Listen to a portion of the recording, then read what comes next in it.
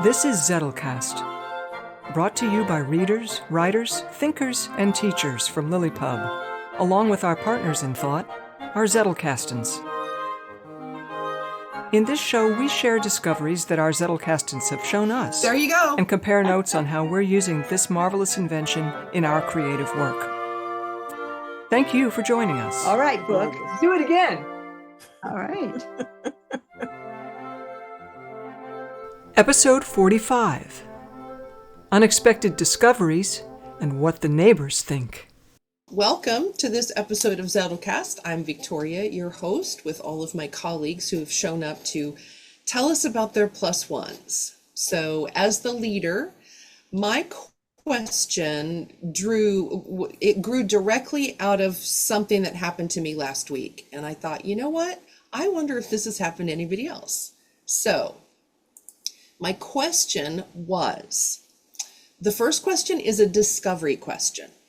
Consider and describe a discovery or a connection that you could only have made with your Zettelkasten. And then I made a note that sharing your note cards is a bonus if you want to share what led to your discovery. And secondly, if you want to share what was actually created from the discovery. So it could just be the idea, or it could also be the result of it.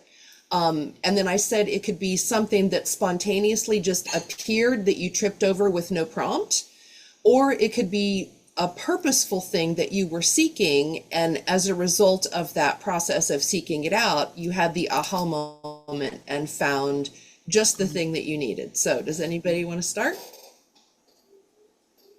Mine is short. Okay. Short. Right. I've been wrestling with the idea of a work song for growing growing the houses. And so Julianne sent me a couple of links over the weekend, or yesterday or whatever it was. My head is, but the idea, it was recently, and it suddenly dawned on me that when I was listening to the links that she sent, was that Lydia is an event-driven culture. Okay, an event-driven culture versus a clock-driven culture. So Sure. that's one huge big difference between Earth and Lydia. Yeah. So here we have a planet that's not harsh. So we people are not going crazy just trying to survive. That's not happening that doesn't happen on Lydia. And in addition to that, it's an event-driven culture, which means it's not about agendas. It's not about calendars.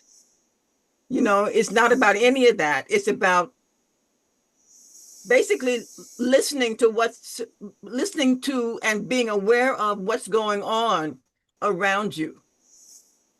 Okay, it's that not chronos, but how do you pronounce that? Kairos? Is it kairos?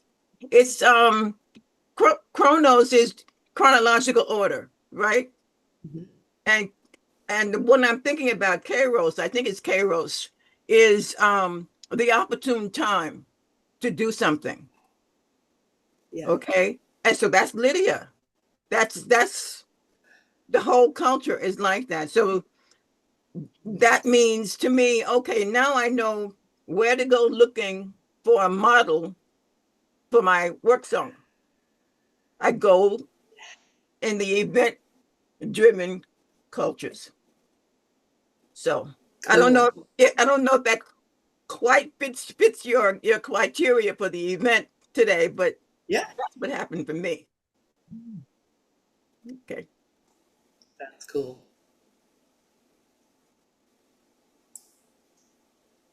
No, I don't have any more to add to that. That wouldn't be a spoiler. Yeah. How that plays out. I mean, I mean, it's so cool that the work song led you to that. Yeah. Yeah, that was well in that respect, I guess it does go along with the theme of the day because I was not I was not expecting that, Awesome. Yeah. No, that's perfect. That's perfect.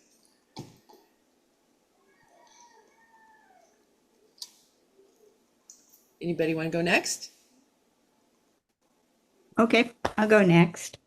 Um, I I had a specific pair of cards that I picked out that I was going to share, and then I had an experience just this morning that made me feel that it was more general that to share rather than this specific insight that happened inside of my own brain. So what I Okay. want to share is an an insight that occurred as a result of the process of working with my Zettelkasten. Now, here's the deal. I've been working on the last chapter in the first half of my book, which is on writing with a Zettelkasten. And this should have been a very easy chapter for me to write because I did a podcast series on writing with a Zettelkasten. So all I needed to do was grab my cards and rearrange them and write it properly for a chapter. Well, the problem was that the cards ended up in this pile, which is all of the cards that I made while I was writing the first 7 chapters of my book on the Zettelkasten that didn't have homes yet. And so Yikes. someplace in here were the very things I needed to do the writing I wanted to do. No problem, right? Just flip, flip. Yikes. Well, then as I was flipping through them, which of course I had to do, I came upon a card that was something that I wanted to include, but didn't tie directly to the chapter. It was something that I wanted to link to on the directory card rather than be exactly that. And it had to do with this card that I gave it its address because I needed to reference it. And this card was on Adler's process of since when you're doing your syntopical reading and you want to identify the points that the author is making and know how did that author go about proving his points. And the reason I wanted this card was because I have a section on how are you going to, in your writing, how are you going to go about proving your points? And so it ties link in a link way. It doesn't tie in a direct way. So that meant I had to first file this card where it belonged, and where it ended up belonging was with some other cards that I have from Michael Dean's work on essay architecture on arguments, making points and counterpoints and how to play fair. So that's where this card ended up linking in.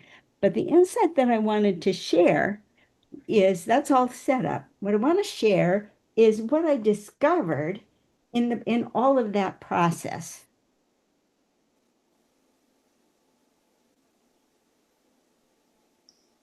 What I discovered was that a single card all by itself can make an interesting point that has a role somewhere. And it's interesting in its own right, which is why you captured the card. But the card really doesn't come to life until it's intermingled with the other cards in your Zettelkasten and it gets to live in its relationship to the other cards that you already have there. So my point is that is intrinsic to what a Zettelkasten is. You can underline a note in a book and it's an interesting note. And maybe you've got the kind of brain that can remember it just from having underlined it. I can't. I'd have to go hunt for it again. Even if you could, it's just a single point. It's when you place cards in your Zettelkasten and you go through the act of finding where it fits in and all the amazing other things that it's related to closely or tangentially, that's when the Zettelkasten proves its worth. And that's what I had a chance to underline this morning. Excellent. Well, I'll go next. I didn't pull specific cards for this, but the value in terms of discovery for the Zettelkasten is that it lets your thought conversations, your mental conversations stretch out in time. Like when I'm doing things that are, physical and don't require a lot of attention, like, carpentry or mowing the yard or whatever, I'm usually thinking about whatever it is that I'm reading, whatever I'm working on. I usually have very interesting conversations in my head. And they might make all sorts of connections, but what I thought about last week, who knows? Unless I've written it down. And that's the value of the Zettelkasten is as you install the thoughts that you have in there, then over time, conversations start to build up, even in places that you had no idea that it was going to spark more ideas and more connections. And so it allows for the ideas to accumulate and not be forgotten and to make new connections. And I've got some places in here that, I mean, in the middle of like writing about a book that I was reading, an early one, this whole side conversation has sprung up, and the numbering is insane because it was already pretty deep into the numbering system, and now it's got all this other stuff. But that's just how it works. Sometimes things spring up in the weirdest places. So you just got to go with it, and that's really how I think the Zettelkasten helps with the discovery and the connection is just keeping the things that you would otherwise forget so that you can make the connections to them.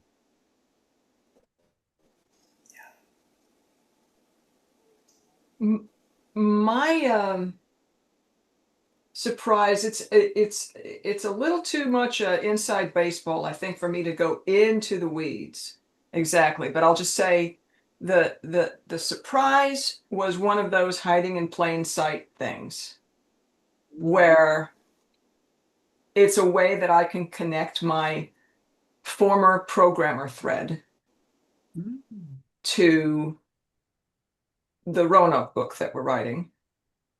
And it literally came about when I started to watch a particular video. But what preceded all of that was that I have been taking a detailed tour through my index because I'm literally rewriting every entry in it. I'm taking, not everyone. There are some entries that I'm saying that was always noise. I'm going to skip that, but that's probably 1%. And the reason I'm doing that, and I'm not saying I recommend doing this, I recommend traversing through a lot of your Zettelkasten in order to make this happen. And it just happens to be, in this particular case, I was doing it this way. And I very much had in my mind what Victoria said in last week's episode about how every morning when she was working on her first novel, she would go through the entire plot box in order to kind of revive the whole thing. And it's so I think, and that reminds me very much, here are all these trains of thought, right? That reminds me very much of what you do in the memory world, which is called recall rehearsal. So what I've been doing, because I've decided that I want to have my index be in a binder instead of on all the cards, so that I can get the same benefits that Victoria has talked about, which is just a lot more at a glance. And that means rewriting all and I also, because of Mel's little tip about highlighting the important words in the index, my cards that were promoted to cards of their own were all on colored cards, and highlighting, I'm here to tell you, is not successful in that format. So I'm rewriting all of those. I'm rewriting everything. And again, it's a lot of work.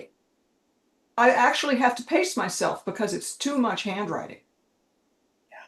I normally don't suffer from hand cramps, but this is a lot of writing. And so I'm having to do it in little stages. And I think all of that, spreading it out over the course of a week, 10 days is really helping. But the connection that I was able to make from my developer side, and it was partly, well, I'll just say, I think I can probably say this. There are things that I would love to be able to try as a developer. And I don't have time for that. I got other things that I want to do too. And I have to be smart about it. But what I can do is design. And the design can take the form of fiction. That's right. And I kind of have been doing that, but I just found that I had been skirting along at a kind of a little level here, and I didn't know that there was a trap door. Welcome to the dark side. Yeah. So I do feel like it would not have been possible had I not had a head full of everything that's in my Zettelkasten, including like one of my cards that has the most stuff on it is about memory. And it's not just about memory, it's about memory that as it's practiced in the Roanoke world among some of the characters, it's all over the place. It represents literally, 5 different sections of my Zettelkasten.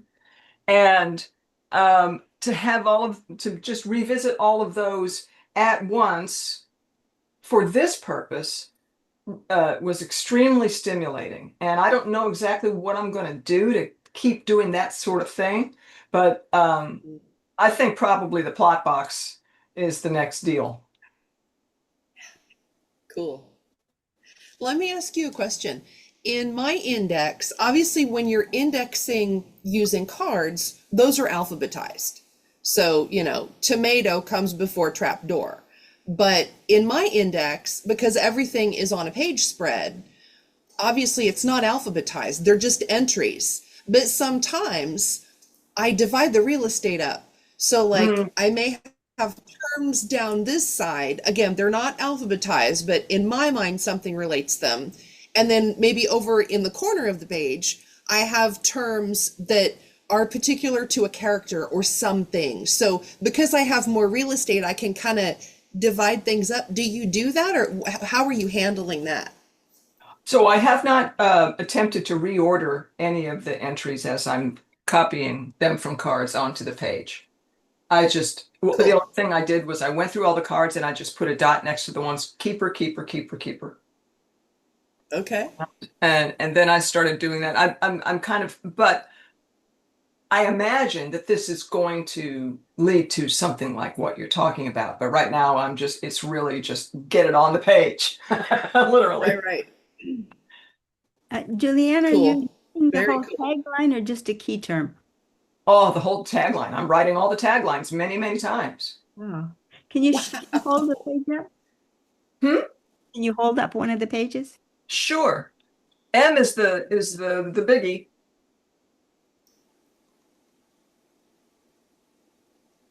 Wow. What? Okay. That Wow. is beautiful. Wow. So Oh I got a binder just for this. my. And I got the kind of binder where you can make your own artwork. So I'm mulling. What's that going to be as I'm doing all this? Right. But Very mulling, cool. the simultaneously mulling is, I think, part of the great, the great Zettelkasten. You're not simultaneously mulling when you're using a digital tool. You're figuring out, how do I get in and out of this thing?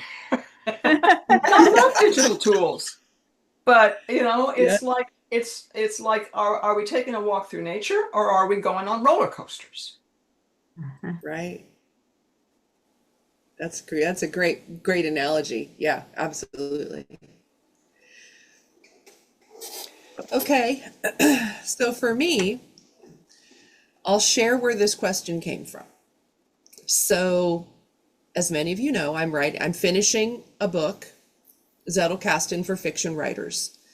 And I'm in chapter 14, which is about nonlinear narrative.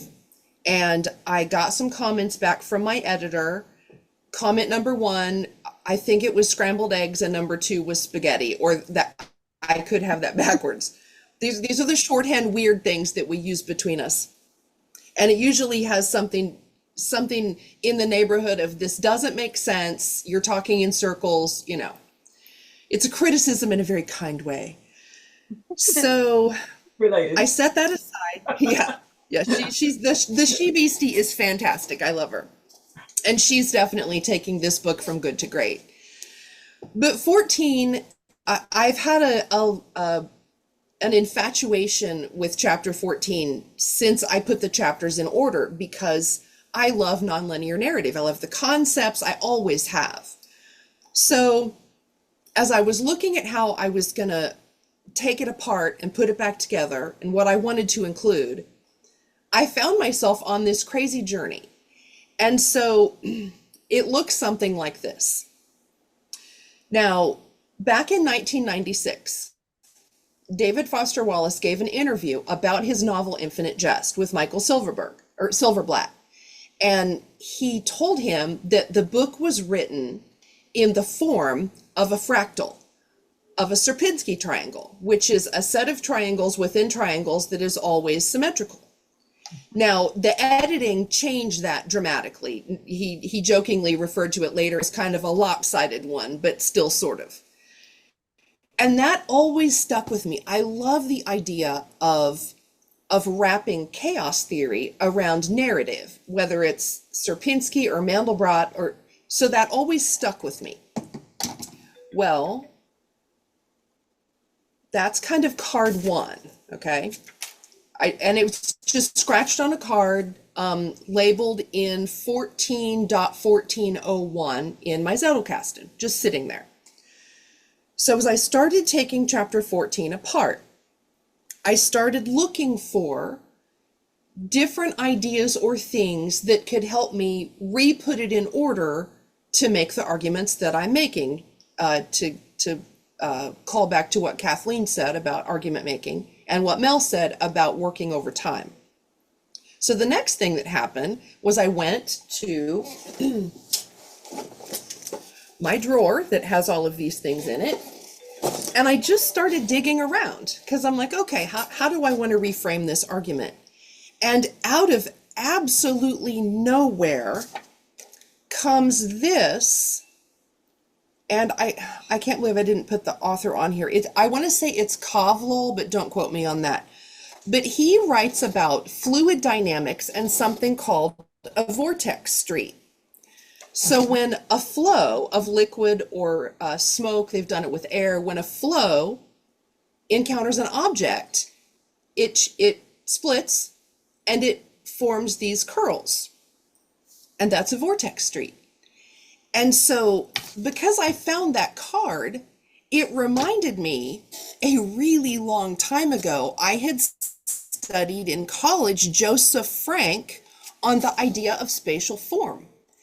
And his whole theory is that just using juxtaposition, or the way that you associate bits of narrative, become the story. It doesn't have to be linear. And so all of these things are crashing together in my head around the idea of nonlinear narrative. And so chaos theory and fractals bumped up against hydraulic theory and fluids, and those were joined together by spatial theory, strictly in regards to text. And all of those things happened because all of those cards are just sitting there in that section. And I just started pulling stuff out and looking at it.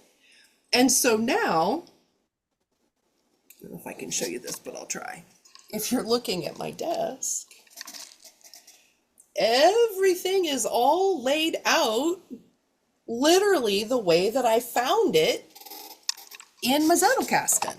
And what's so crazy about that whole thing is it's all related and it all makes sense in terms of, I don't want to call it an argument, but the suggestion that I'm making, which is in order to write a nonlinear narrative, you can literally use anything. You can use the shape of an ant on walking on the sidewalk. You can use the strewn debris of fallen leaves. You can use, as Kieran Westwood describes short fiction or flash fiction, a long story is a river that flows. A short story only has to be the stepstones in that river. You don't have to see the water. You just need to be able to identify the stones. So all of these bombs are blowing up in my head over the last week. And it was all because I remembered from 1996, David Foster Wallace talking about infinite jest being a fractal. And when I pulled that card, it led me to all of the others. There is no way in hell I could have done that without having all of those ideas, not only the original source ideas, but my own thoughts on the cards situated together, just sitting in that section. Were I not writing about this, I never would have gone back to that section and started pulling stuff out and looking at all of it and realizing I've been thinking about this since 1996. Never would have occurred to me. But there it all was, sitting in the note box waiting for me. And so the reason I wanted to see how other people make discoveries is, number one, to confirm that I am in fact not crazy. And number two, to recognize that you can have these threads that stretch way back, you know, to the time, I mean, for me, that was just when I was coming out of college and had been studying all of these things. But that thread goes all the way back there. Hadn't thought about it in years. But because something saved it, you know, I saved that thought and stuck it in my note box at some point. This is when I wish I had Julianne's tool of knowing, when did I write that card about Wallace and how did I get it in there? No idea, couldn't tell you.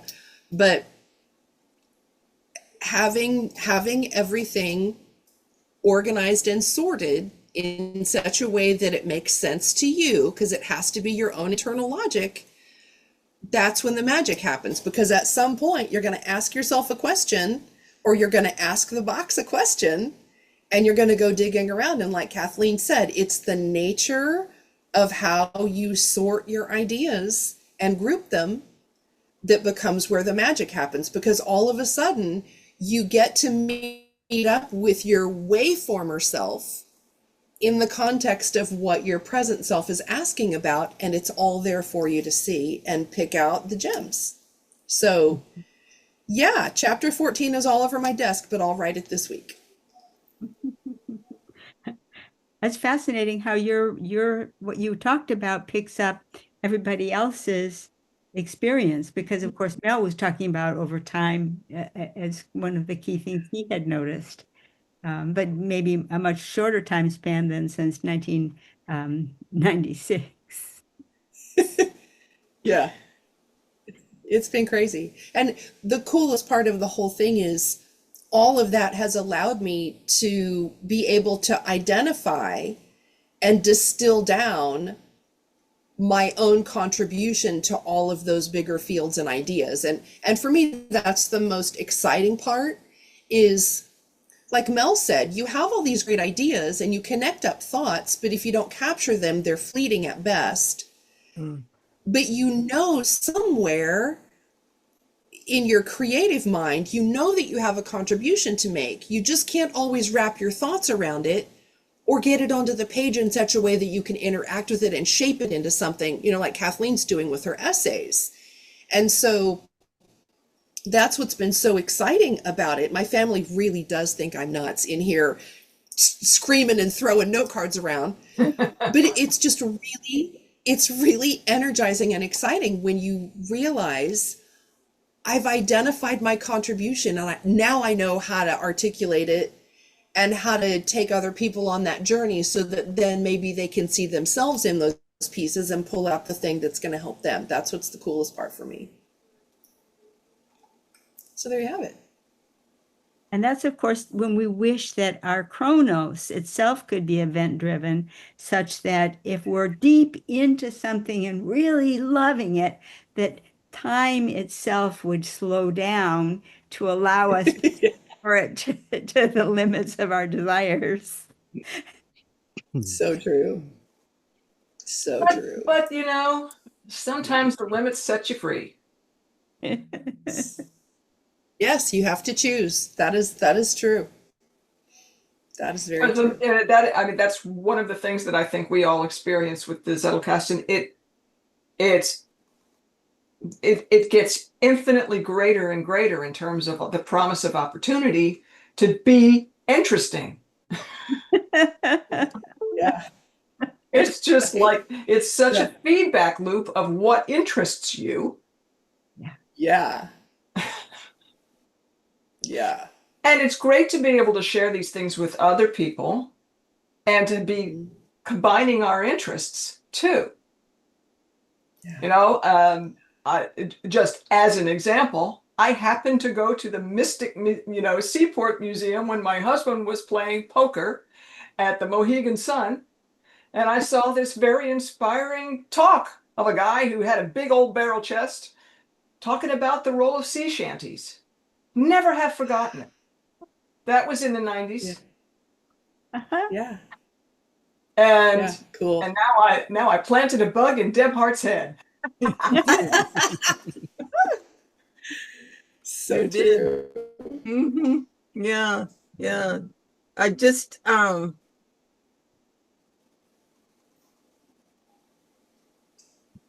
it was like something opened up. You know, it just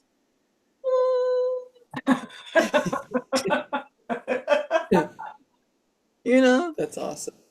and I thought, why didn't I see that before? What? Wow. Yeah. So, yeah, you did. Cool. You definitely planted the seed and it blossomed. Yay. Yeah. Nice. Yeah. But we're doing that for each other, right? You know, Victoria's saying, yeah, well, every morning I would just, rifle through my plot box. And as I was writing all these index entries, I just kept hearing her say, every morning I will rifle through my plot box, every morning. Yeah. So true. So true. Well, this whole experiment makes me want to go dig around more often, but I can't do that until I finish my work. But I just know there's all kinds of cool stuff waiting to be rediscovered in there. And that's exciting too. Like Julianne said, that if only we had infinite time. Yeah. Well, we probably opened up a huge vein of possible topics for future episodes. Yeah. little yeah. missions and topics. Yes. But what else? Okay. On to number 2, which is about perception. Tell the funniest or strangest or worst reaction you've received when describing your Zettelkasten obsession to some normie who doesn't know what it is, or have your interactions all been positive? How did you react, and did it change how you see your notebox or your enthusiasm about it? Well, my oldest son likes to say that I'm in a note card cult. That's epic. So yeah. Recently we had a friend come in for a surprise visit. He happened to be traveling across the country and realized like 100 miles out, oh, I'm going through this town. You want to meet? So he came over, had dinner, and we spent some time with him, and the topic turned to Zettelkasten, as it does in our house. And so my husband was like, well, have you ever heard of Zettelkasten? And he's like, well, no. And at that point I was like, have you heard the good news about Zettelkasten? Just playing up the whole yes. So that was funny. I've spoken about it with a couple of different people, and they've all been interested but overwhelmed. Mm. Like this Yeah. seems to be something that's potentially very exciting, but also a little bit scary. A lot of work. Yeah. A lot of work. Yeah. So my story, most of the people that I have told about this with were at work, and I knew them being all in the computer technology field, they were just going to immediately go to, but how can that possibly be efficient and all of that? So I really didn't press it. It's like, if they were interested, they could reach out to me. Otherwise, I'm not selling anything. But one thing that's kind of interesting, I was talking about this indexing, redoing my index with my sister-in-law, who totally is totally supportive. Well, one, she's totally supportive of anything I do. So, Cool. but even though her career, she's now retired, her career was mostly in technology. Her training and her early career was as a research librarian. No, a reference librarian, which she refers to as a reference librarian.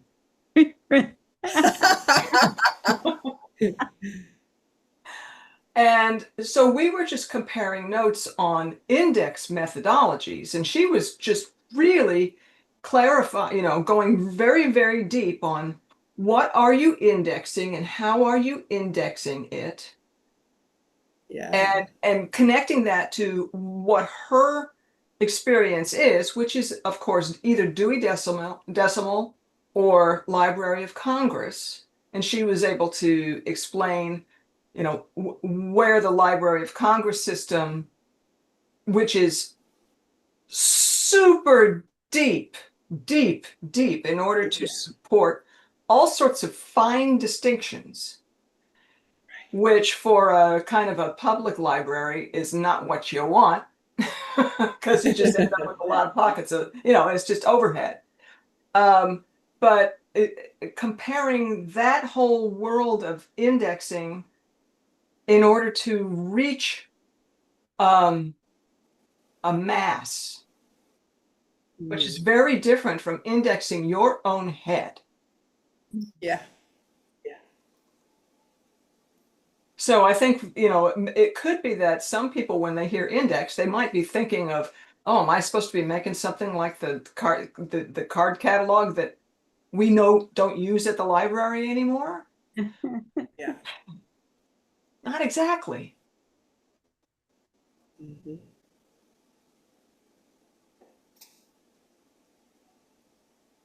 Anybody want to Now, jump in? I keep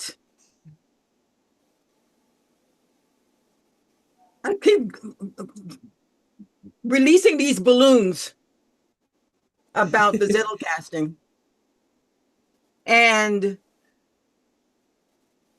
they have these strings, and I'm trying to hand it to my associates. And they're all saying, let me see yours. Oh,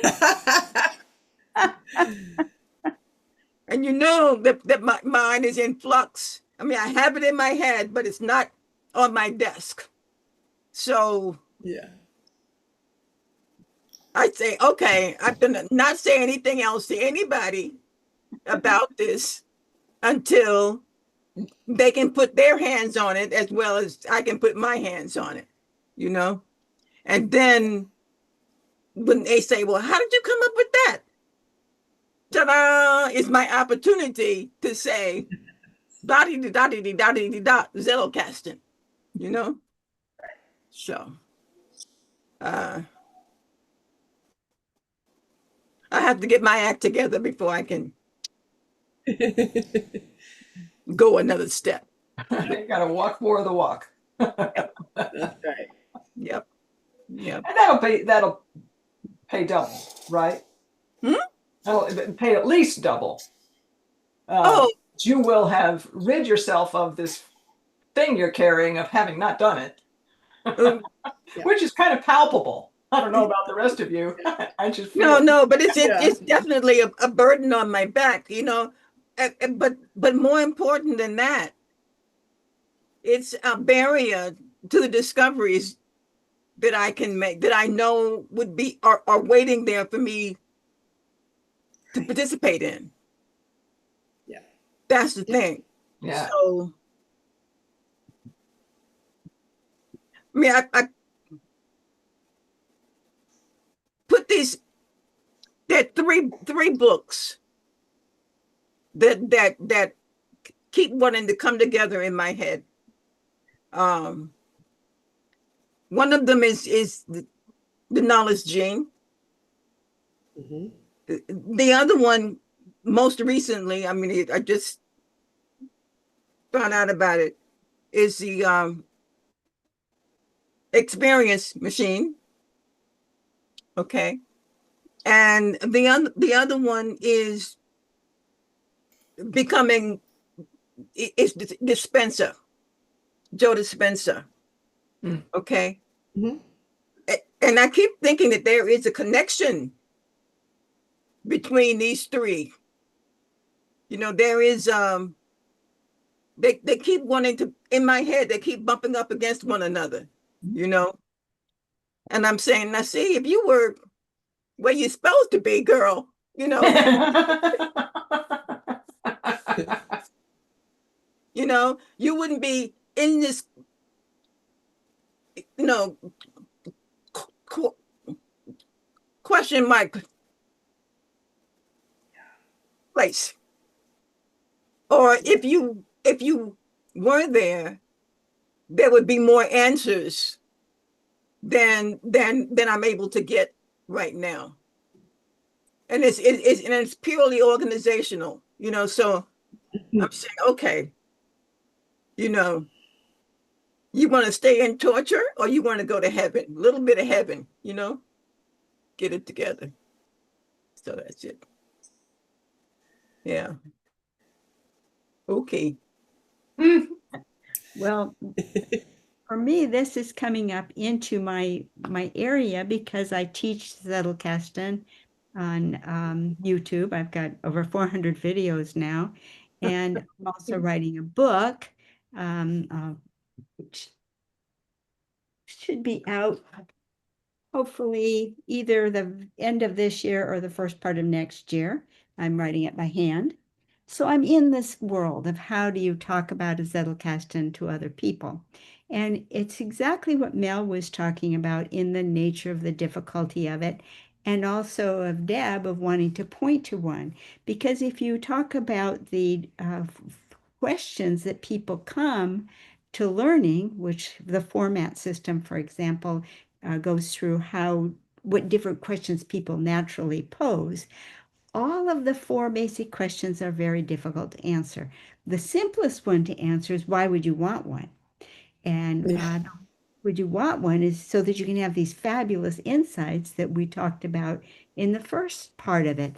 But until you've had one and until you've experienced one of those mind expanding insights from having those cards together, you don't even know that that's possible.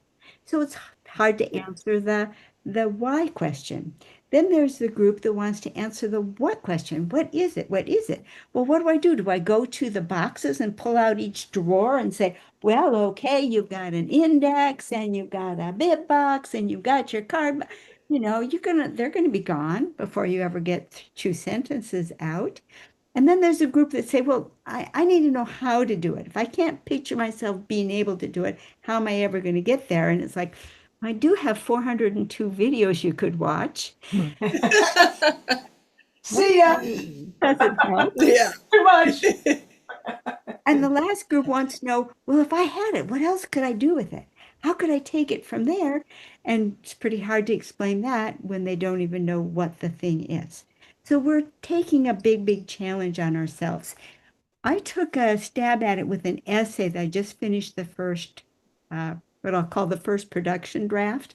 It's words on a paper in paragraph order, in which I tried to give my reader exactly what Victoria asked for in this question, the experience of having two cards come together, and instead of being individuals side by side, they stand up together and make a 3D structure. Because this is what cards can do. They can give you a space in between in which to think. Of course, that makes me immediately want to write another essay on how you can go about comparing things to get the most out of them. However, that would also open up an entire can of worms, since Mel Jeffcoat is addressing newsletter after newsletter, collectively beginning to unfold and unwrap that very question. So that's not any easier.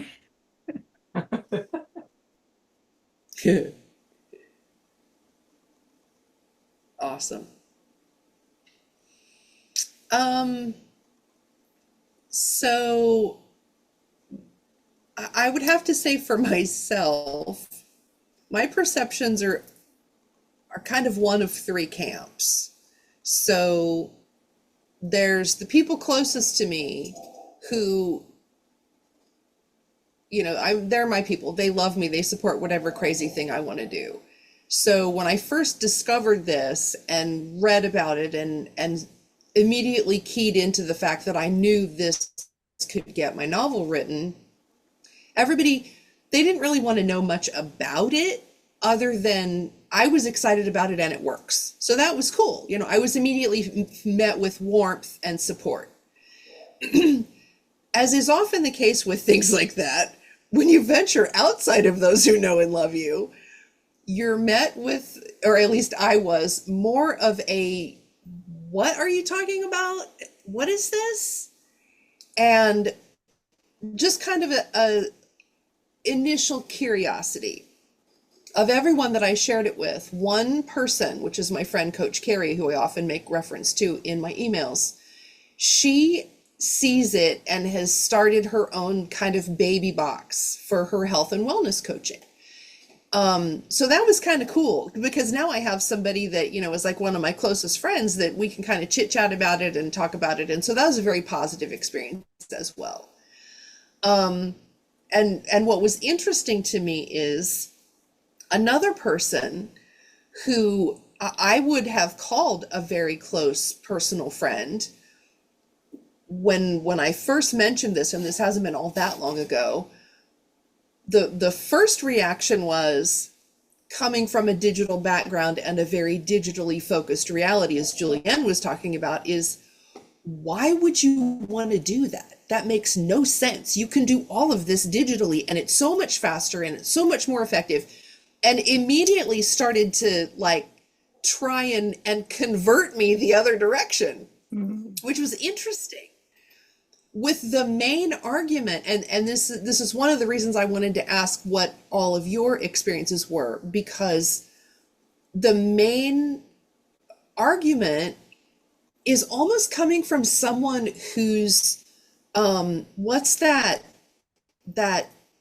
willful ignorance. I'm so committed to my own way of seeing and doing things that I have to convince you that you're wrong, even though you've demonstrated it works for you. It was that kind of conversation.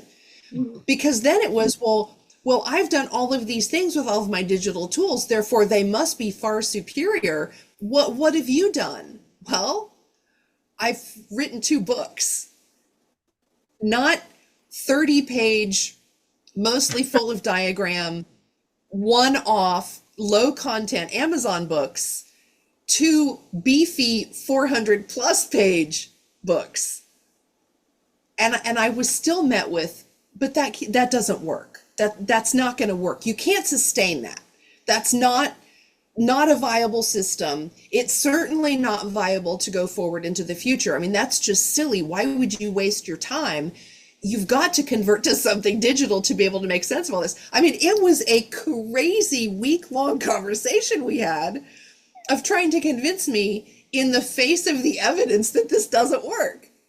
So that was kind of shocking. You know, it was like, here's the tools I use to build the bridge. There's the bridge. People are driving on it, and you're still trying to convince me it doesn't work. Okay. You keep telling yourself that. So that was kind of funny. That was very interesting that I was met with someone who was so committed to their own willful ignorance, they weren't even willing to consider an alternative. And in the face of crummy output, like, so you've written, 25 really crappy things that have gotten you nowhere, but you're still trying to convince me that what I'm doing won't work. Okay. Let's see how that one ages. So yeah, it was very it's been kind of three buckets of I love you, but I still think you're crazy, but I support you. This is very interesting. I'm willing to dip one toe in if you'll hold my hand, because I think I believe you, but I still think you're crazy. And then you have lost your mind, and this is a fool's errand into deep insanity.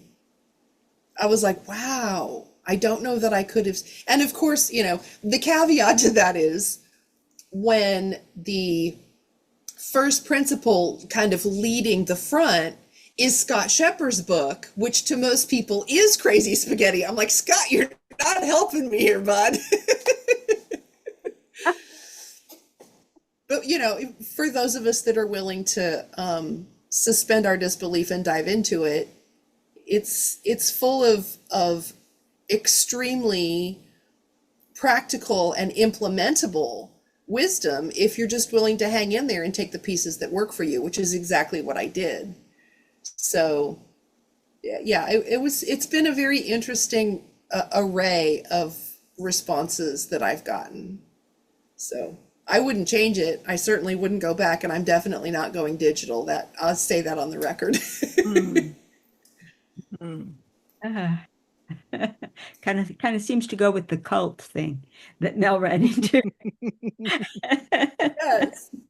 But I think it's very I am here to interesting when comment somebody about asks your a extended question, somebody asks a question, why would you do blah, blah, blah? And that they don't listen for your answer.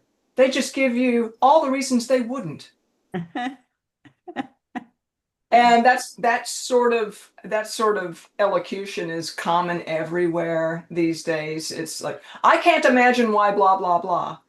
And then as though that's a really smart declaration. No, you just told me what you can't imagine. Yeah, right. I don't think that's a me problem. I think that's a you problem. Yeah. Yeah. But, I think, joking aside, it speaks to a much bigger perspective issue, which is if you are locked into wearing your digital blinders, it really does you a disservice in terms of your ability to consider other viable options, whatever that might be, which that was very interesting to me. More and more people are, as you said, they're only willing to tell you what they won't consider in the face of very good evidence to the contrary. I find that, willful ignorance. I can't fix that. I don't worry too much But I about could write a couple of dang good books.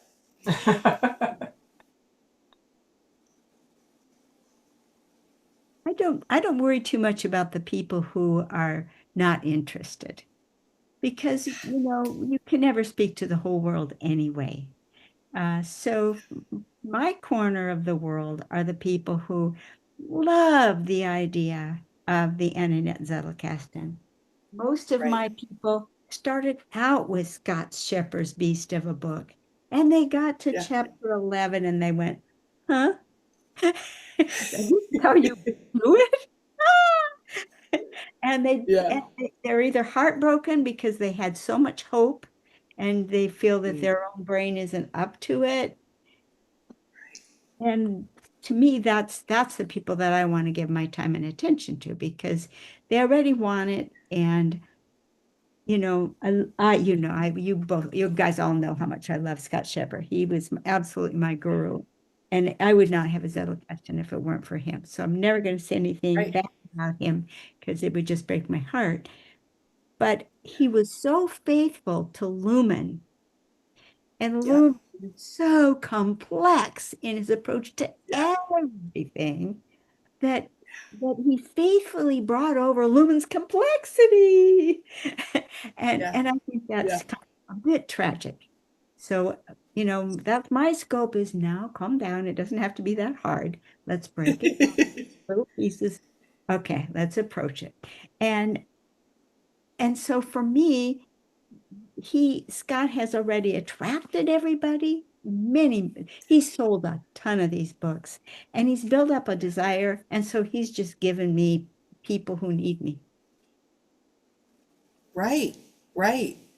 Well, and to add to that, I think one of the things that drew me in not only was his enthusiasm, but because he was so thorough. Yes, it's complex and it'll make your mind go gooey.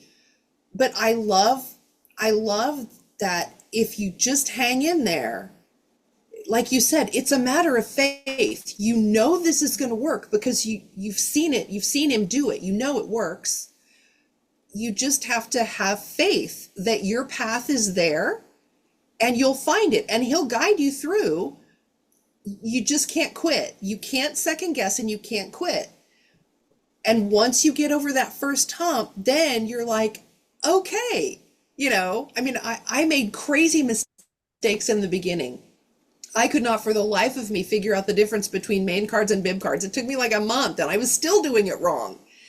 But if you just hang in there and stick with him, when you turn that corner, you're like, well, this is easy, but you have all of that, that back matter behind you because you hung in there, and it makes not only your note box, but the process richer because he did it that way.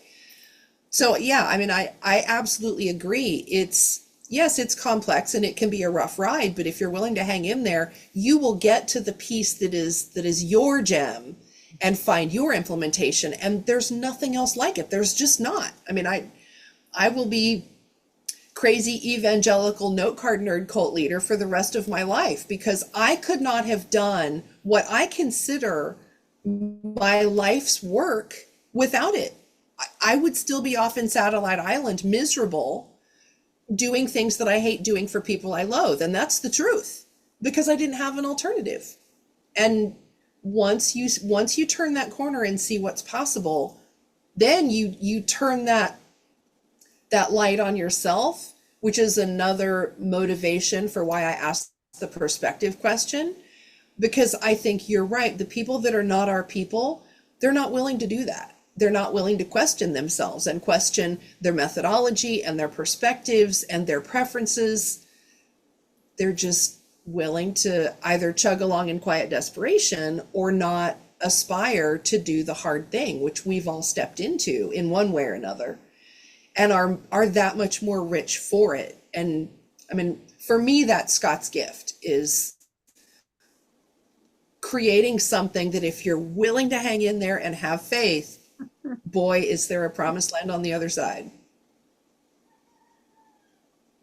So Sometimes I think also with Scott's book, for whatever reason, I wasn't fighting Scott's book the entire time that I was reading it, although I was critical of repetitiveness.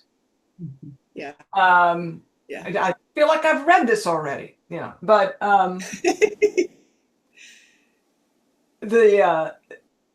in terms of the complexity that you get when you follow his system to the letter, I think it's useful sometimes to know where the guardrail is and maybe to bump it now and again.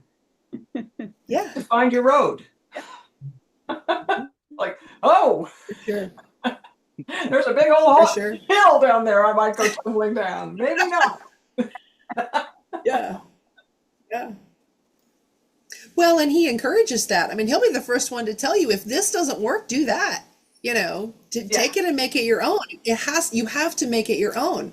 And I think that's another place where people go wrong, is especially for people who are rule followers. Yeah. You want to follow everything and get everything right and do it right. And as soon as you realize there is no right way, there is no spoon. It's you that bends, not the spoon. Then you're like, oh crap, now I get it. There is no spoon. Yeah. So true. So true. Well, this has been very interesting. Thank you all for not only your discoveries and your perspectives, but unpacking a little bit more of the other side of what it looks like. I think this will be a good one for the books. Yep. Anybody want to add anything before we wrap? Like perhaps where can you learn more about this crazy journey that we're on with our plus ones? This little cult. Join the No cult card nerd. at LiLLiPub.org, and it's not even going to drain your bank account. It's only right now. It's only $8 a month. We don't know how long we'll be able to sustain that price, but right now it's $8 a month. And furthermore, if you do join us at that price, it's your price for life.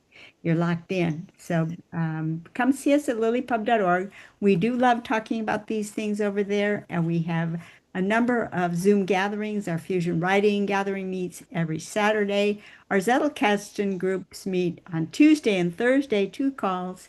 And we have Wednesday calls on the Circle for Character Traits. Mel leads a newsletter call. I lead a newsletter call. And pretty soon, Victoria will be leading her own newsletter calls, in addition to leading our fusion writing group on Saturday. So come on over to LiLLiPub.org. I can't imagine a better way of spending $8. See you over there. See ya. All right.